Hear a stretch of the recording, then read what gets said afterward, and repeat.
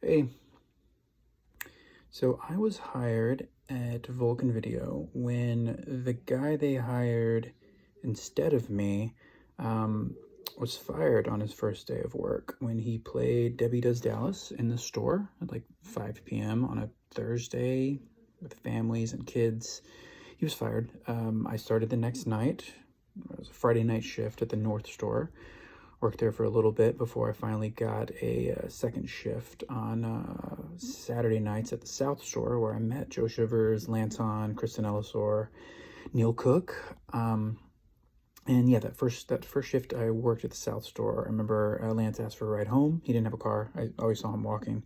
So yeah, I was like, you live right on the street from me. I'll give you a ride home. We're driving in my car. I have some punk band playing, sort of maybe probably a bigger name punk band.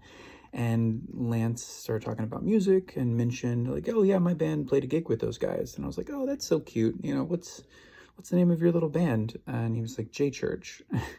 And I almost crashed the car. I grew up as a kid in high school worshiping J Church and the Queers and Screeching Weasel. Just that was incredible to meet him. Had no idea that was him. Got to work 3 or 4 years with that guy. Learned so much about film, international film, music, independent American cinema. Just incredible guy. Met a couple other people, less interesting than Lance, like Joe Shivers.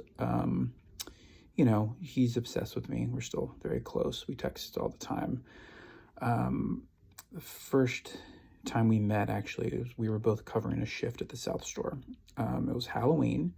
Neither one of us had any plans because we were very, very cool. And yeah, we became best friends that night. I mean, he basically fell in love with me that night, I'm pretty sure. I made him watch Nail Gun Massacre, which he'd never seen, and he's never forgiven me for that. Met Kristen Ellisor, who, God, I don't think anyone knows as much about film as she does. Someone would come in and ask for something. If I didn't know, I wouldn't even go to the computer. I would just shout out Kristen's name and tell her what I was looking for. She would know exactly where it was in the store. It was incredible. Neil Cook, that guy, he's really good at impersonations. If you see him, just run up to him and ask him to do his Cosby sweater bit.